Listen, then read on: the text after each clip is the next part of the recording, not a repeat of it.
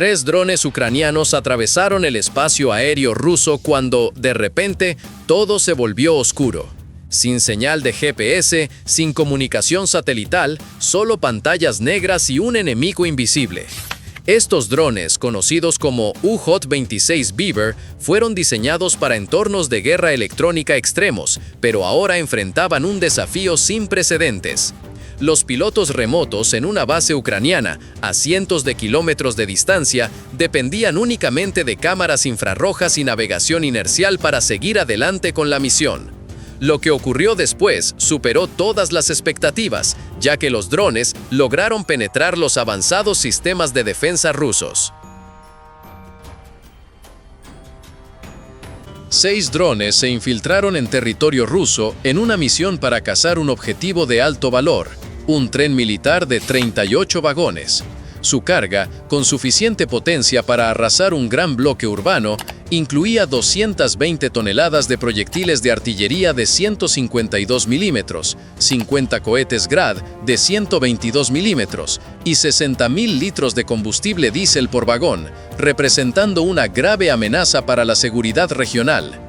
Protegido por una densa red de defensa aérea, este tren era una línea logística vital para las fuerzas rusas en el sur.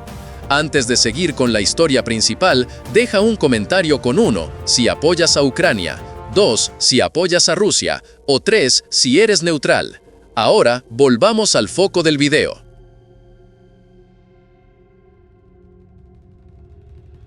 No se esperaba que estos drones sobrevivieran mucho tiempo en un entorno tan hostil. Las unidades de guerra electrónica rusas intervinieron rápidamente, bloqueando los sistemas de navegación, interceptando señales de control y desactivando sensores. El sistema ruso de guerra electrónica, el Reparent-1, emitía señales de interferencia en un rango de frecuencia de 400 MHz a 6 GHz, con una potencia de 10 kilovatios, capaz de interrumpir las comunicaciones de cualquier dron en un radio de 30 kilómetros. Estos no eran simples drones civiles que se desactivarían fácilmente al perder la señal. Los drones UJ-26 Beaver llevaban una táctica inesperada que sorprendió a Rusia. Cada dron estaba armado con una ojiva de carga conformada K66 de 20 kilos, capaz de perforar 30 centímetros de acero, y contaba con un sistema de control de salto de frecuencia que cambiaba 2000 veces por segundo. Su primer objetivo al llegar al tren era desactivar los ojos de la defensa aérea enemiga, un transformador de 330 kilovoltios que alimentaba 6 sistemas de defensa aérea en la zona. No destruir este objetivo los dejaría vulnerables a las defensas rusas. El éxito cegaría las defensas aéreas durante unos 20 minutos, abriendo una ventana para ataques posteriores. Entre ellos y el objetivo estaba uno de los sistemas de defensa más avanzados de Rusia. El Repelente 1, un arma de guerra electrónica de vanguardia, fue desplegado para secuestrar los drones en pleno vuelo. Los operadores rusos observaban las pantallas mientras el sistema emitía señales falsas, ordenando a los drones ucranianos que aterrizaran o regresaran a la base.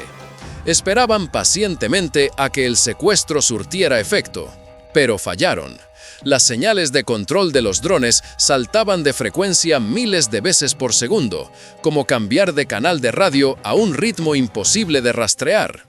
Cuando Rusia lograba fijarse en una frecuencia, la señal ya había cambiado a otra.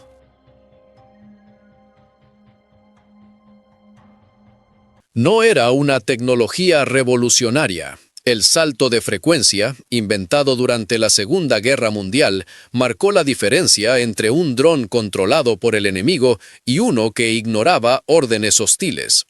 Cada UJ-26 Beaver estaba equipado con un procesador de señal digital avanzado que permitía cambios de frecuencia autónomos sin comunicación con la base, haciendo ineficaces las interferencias rusas.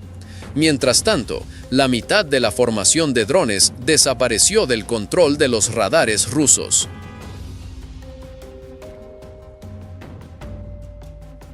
El grupo de drones del sur se separó de la formación principal, navegando por el valle del río Seversky Donets, alargando su viaje en 40 kilómetros, pero manteniéndose por debajo de la detección de los radares enemigos. La inteligencia ucraniana había mapeado cada posición de radar a lo largo de la frontera, identificando corredores invisibles donde el terreno y la física creaban puntos ciegos lo suficientemente amplios para que un dron pasara desapercibido. Estos corredores se calcularon usando la curvatura de la Tierra y las características del terreno, con una altura máxima de 25 metros para evadir el radar P-18 Spoon-REST, que tiene un alcance de 250 kilómetros. Volar por estos corredores era como enhebrar una aguja a 180 kilómetros por hora, requiriendo una precisión absoluta.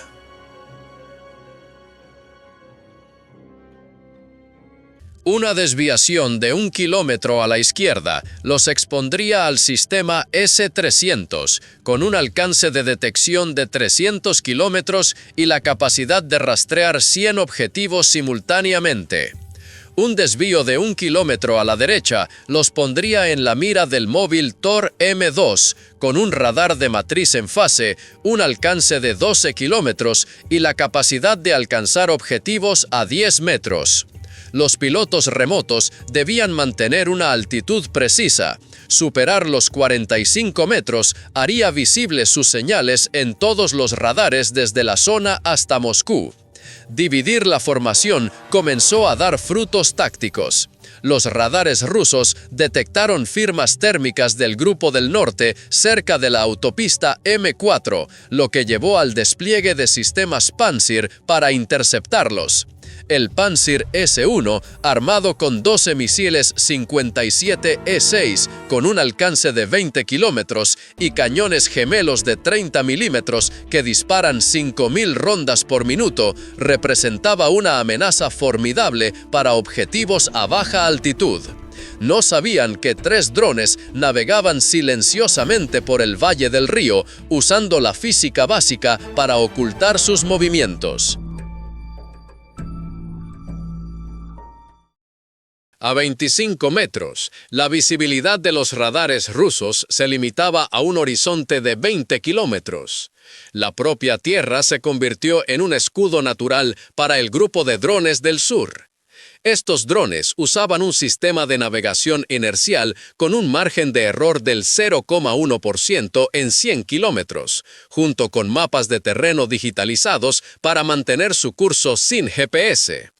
En el centro de mando ruso, los oficiales enfrentaban un escenario de pesadilla. Concentrar las fuerzas móviles en el norte expondría el flanco sur. Dispersar las defensas arriesgaba que ambos grupos de drones lograran pasar. Tenían segundos para decidir. El acercamiento final al área de Arlovsky requería una táctica diferente, ya que los drones enfrentaban una densa red de defensa aérea con al menos 3 capas superpuestas. El transformador estaba en un terreno elevado con visibilidad clara, convirtiéndolo en una trampa mortal donde cualquier aeronave quedaría expuesta en un radio de 1 kilómetro. Los planificadores ucranianos identificaron una posible debilidad, una torre móvil a 800 metros al suroeste del transformador, que podría crear una sombra electromagnética. Si se explotaba, este punto ciego podría abrir el camino hacia Salsk y el tren de municiones. Pero la inteligencia tenía 2 semanas de antigüedad. Un solo radar móvil ruso reposicionado, como el 96L6E del S-300 con detección a baja altitud, podría convertir el acercamiento en una emboscada. Los pilotos líderes apretaban con fuerza los controles mientras se acercaban al supuesto punto ciego. No había forma de confirmar su existencia hasta estar completamente comprometidos. Salir de la cobertura en los últimos 400 metros significaba que las tripulaciones rusas de Su-23, con una cadencia de disparo de 2.000 rondas por minuto y un alcance efectivo de 2,5 kilómetros, tenían menos de 8 segundos para reaccionar. Pero 8 segundos es una eternidad cuando cañones gemelos de 23 milímetros, con una velocidad de salida de 970 metros por segundo, apuntan hacia ti.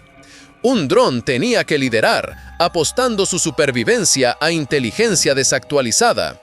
Necesitaban que al menos 3 drones sobrevivieran, 1 para el transformador, 2 para la siguiente misión en Salsk. El grupo de drones del norte llegó a la central eléctrica de Arlovsky a las 2:26 de la madrugada.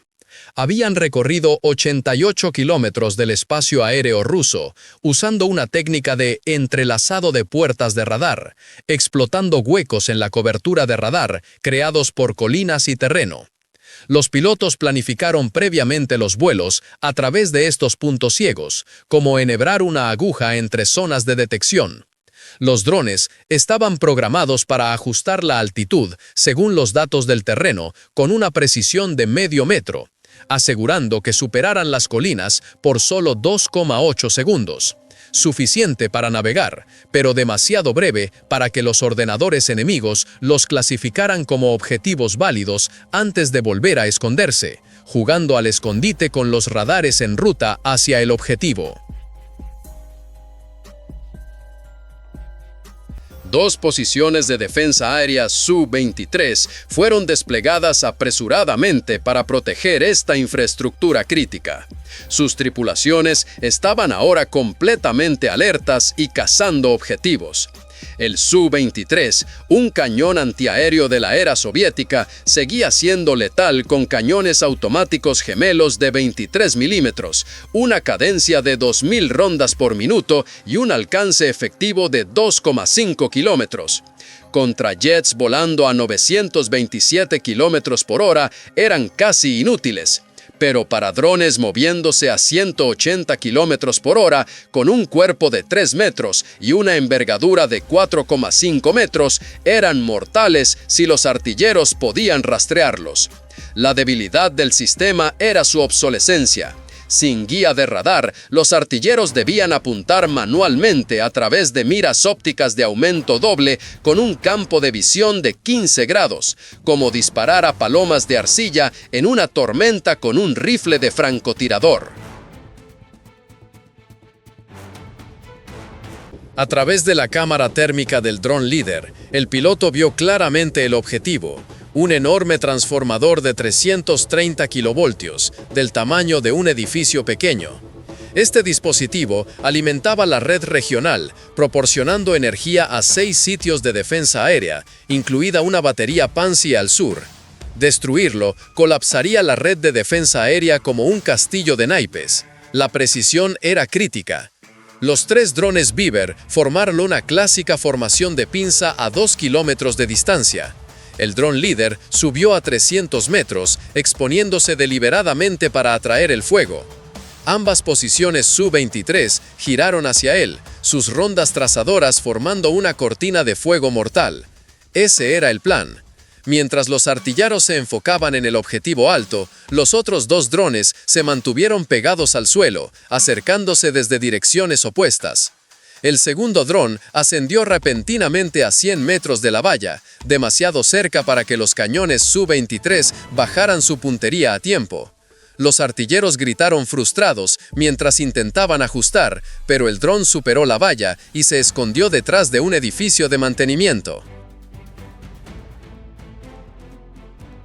El dron líder ejecutó un giro de barril en medio del fuego trazador, con su piloto aplicando técnicas aprendidas de estudiar grabaciones de cámaras de armas rusas. Las trazadoras Cu-23 seguían un patrón predecible, con los artilleros disparando por delante del objetivo. Al girar abruptamente en medio de la maniobra, el dron hizo que los artilleros calcularan mal y fallaran. El tercer dron aprovechó el caos, acercándose desde el este entre dos líneas de alta tensión separadas por 10 metros, obligando a los defensores a detener el fuego para evitar dañar la infraestructura crítica. Un solo roce con una línea eléctrica vaporizaría el dron en un arco de plasma. Al superar las torres de energía, los tres drones convergieron en el transformador desde diferentes ángulos. El primer ataque vino del dron que volaba abajo, golpeando la base del transformador y destrozando su sistema de refrigeración. La ojiva K6 de 20 kilos detonó al impacto, con su chorro de cobre fundido perforando el acero como si fuera papel. El aceite refrigerante del transformador se encontró con el metal fundido y se vaporizó, desencadenando una explosión de combustible-aire que lanzó una bola de fuego de 60 metros hacia el cielo. 2 segundos después, el dron que volaba alto se lanzó, con su ojiva perforando la parte superior del transformador.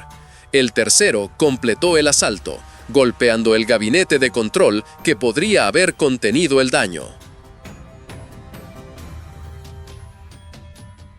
3 golpes, 3 ángulos, sin escape. La verdadera destrucción llegó momentos después. Con 330.000 voltios liberados, el aire circundante se volvió conductor. Chispas gigantes saltaron entre los componentes expuestos, cada una con el poder de miles de relámpagos. Los disyuntores intentaron cortar el flujo, pero el daño se propagó. Los relés protectores, diseñados para desconectarse en 0,02 segundos, no pudieron manejar corrientes superiores a 10.000 amperios, desencadenando un efecto dominó que apagó 6 subestaciones regionales. Los relés detectaron la falla y desconectaron las subestaciones en secuencia, sumiendo a la mitad de la región en la oscuridad. En un radio de 50 kilómetros, todos los sistemas de defensa aérea que dependían de la red regional, incluidos los radares P-18, las baterías Pantsir y los puestos de mando, quedaron fuera de servicio.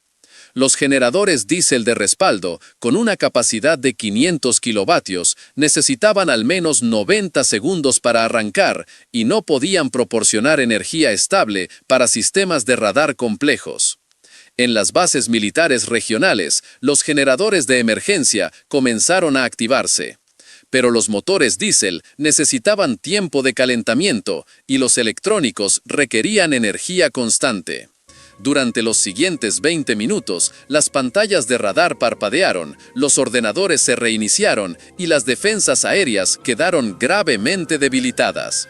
Mientras tanto, los 3 drones ucranianos se dirigieron a toda velocidad hacia el tren objetivo. A las 2:33 de la madrugada, la tripulación del Pantsir S-1 en la estación de tren de Salsk vio cómo su mundo colapsaba. La onda de choque de la subestación de Arlovsky recorrió la red como un tsunami electrónico, desactivando radares de alerta temprana, centros de mando y enlaces de datos de objetivos. El propio Pantsir tenía energía, con su motor de camión funcionando constantemente, pero estaba diseñado como un nodo de red. Sin sistemas de soporte, la tripulación solo podía detectar amenazas dentro del alcance de su propio radar, reducido a 15 kilómetros por interferencias electromagnéticas, dejando segundos en lugar de minutos para reaccionar.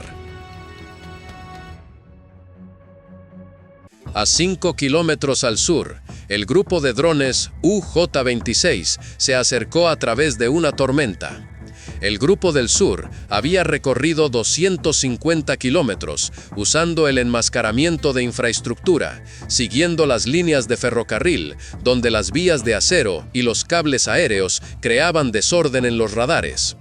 Los drones mantenían una altitud precisa de 122 metros, calculada según el ángulo de exploración de 2 grados del radar P-18 Spoon Rest, para mantenerse por debajo de su haz de búsqueda principal.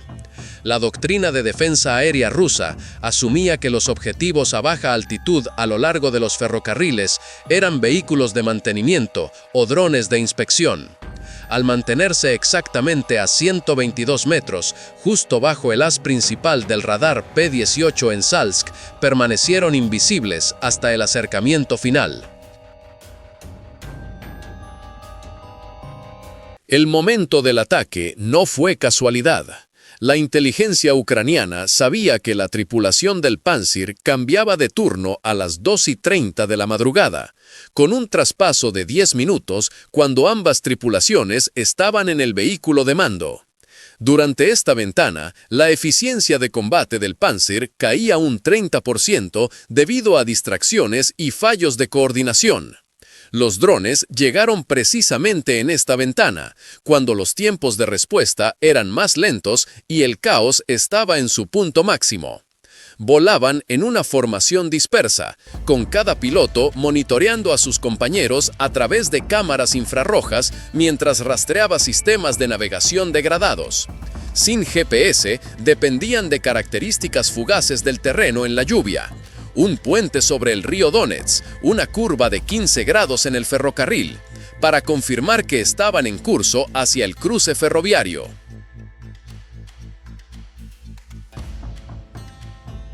Algo iba mal. El piloto líder lo notó primero. Las luces del ferrocarril, que se esperaba que estuvieran apagadas, estaban completamente oscuras. O el corte de energía se había extendido más de lo previsto, o los rusos habían activado un plan defensivo, apagando toda la iluminación para dificultar las cámaras infrarrojas de los drones. O era una trampa.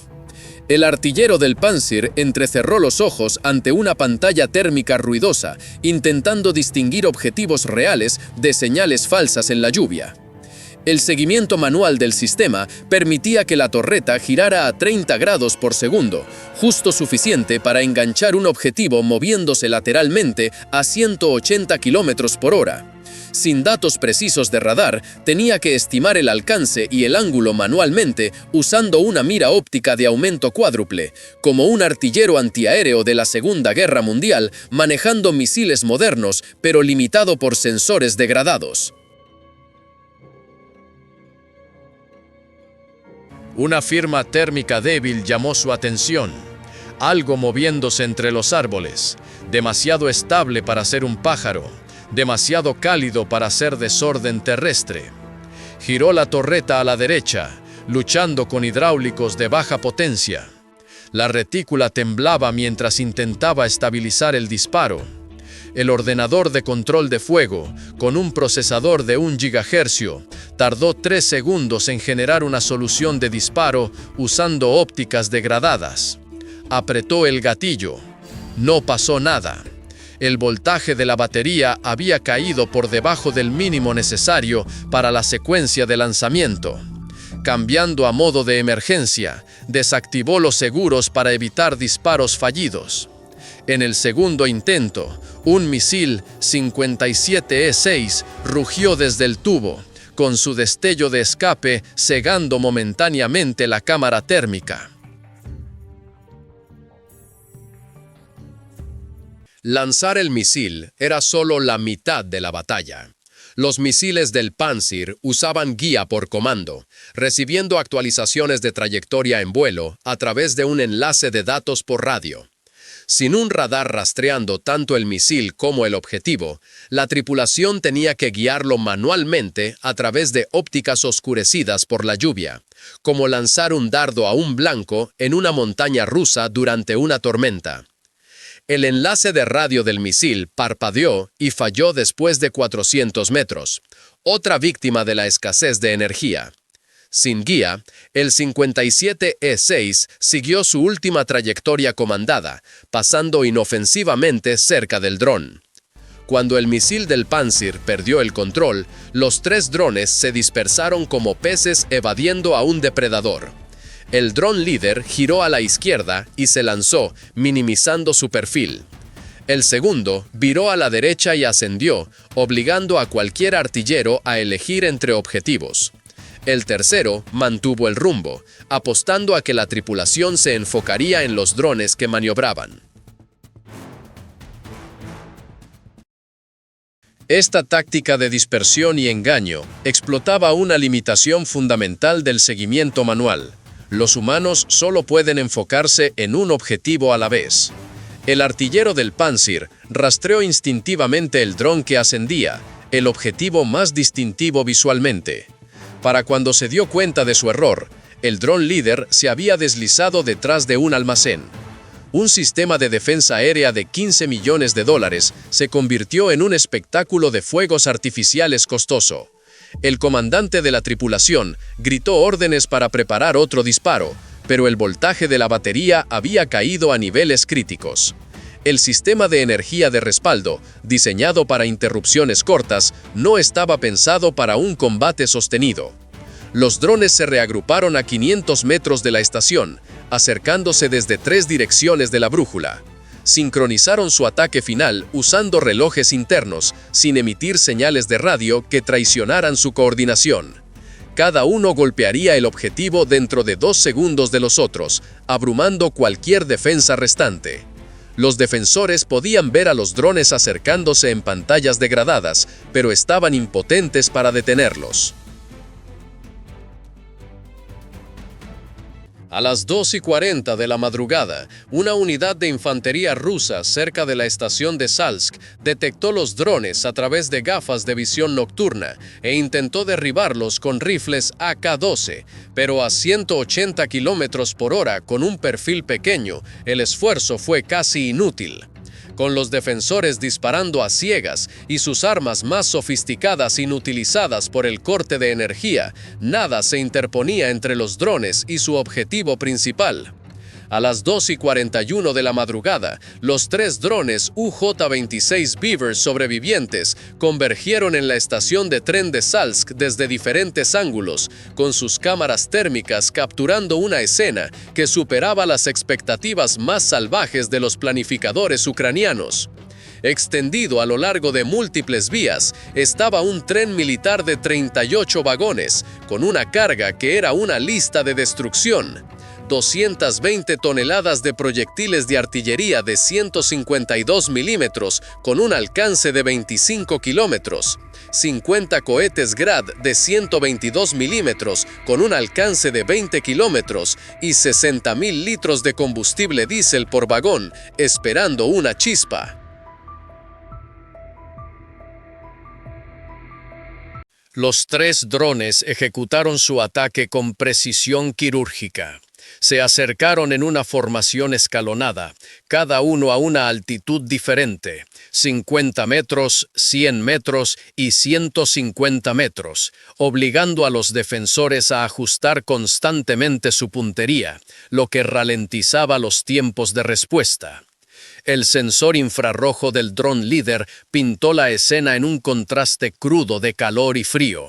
La caldera de la locomotora brillaba blanco intenso. Detrás, las diferencias térmicas revelaban la carga mortal del tren. Los vagones de combustible mostraban firmas térmicas uniformes de 60.000 litros de diésel cada uno. Los vagones de municiones eran más fríos, con paredes de acero reforzado y ventilación diseñada para evitar exactamente lo que estaba a punto de suceder. El primer dron se lanzó hacia la locomotora.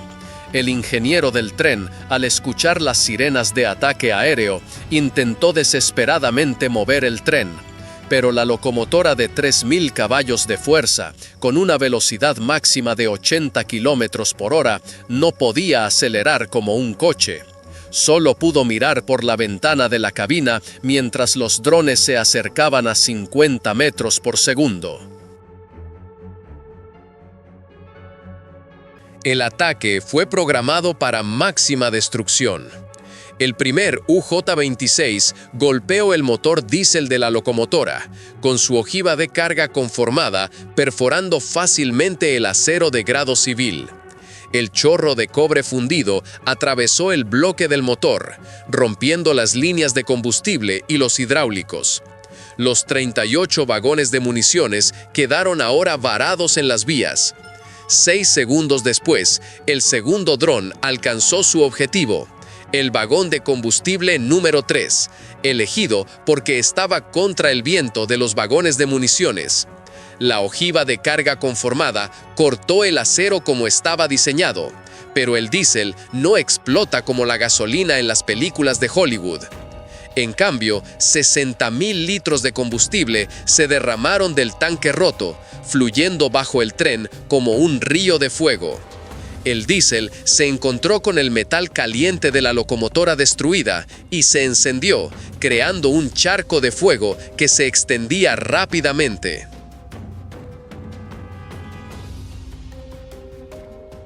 El tercer dron apuntó a un vagón de municiones cerca del centro del tren, seleccionado para propagar explosiones secundarias en ambas direcciones. Cada piloto monitoreaba los impactos de sus compañeros a través de cámaras térmicas, ajustando la puntería en tiempo real. El tercer piloto sabía exactamente dónde golpear. La inteligencia ucraniana había identificado el vagón con la carga más sensible. La ojiva KZ-6 perforó las paredes reforzadas, detonando entre pales de proyectiles de artillería de 152 milímetros.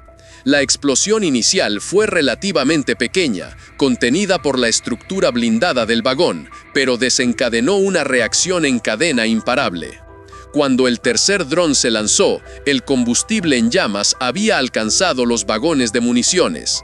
Su ojiva golpeó un vagón calentado, asegurando que la reacción en cadena engullía todo el tren.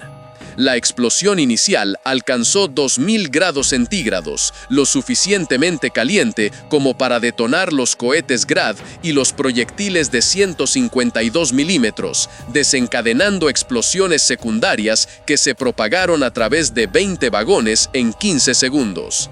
3 drones, 3 golpes precisos, una reacción en cadena imparable. El Ministerio de Defensa de Rusia afirmó más tarde que derribó 22 drones ucranianos esa noche, pero los videos en streaming en vivo desde docenas de teléfonos inteligentes contaron la verdadera historia. La afirmación del gobernador de 2 tanques de combustible dañados y una locomotora era casi risible frente a las imágenes de una columna de humo que se extendía por kilómetros, visible desde el espacio. La explosión de Salsk creó una bola de fuego de 200 metros con una onda de choque que se extendió 3 kilómetros, destruyendo edificios dentro de 500 metros y paralizando la red regional por otras 12 horas. Comenta 1 si apoyas a Ucrania, 2 si apoyas a Rusia o 3 si eres neutral.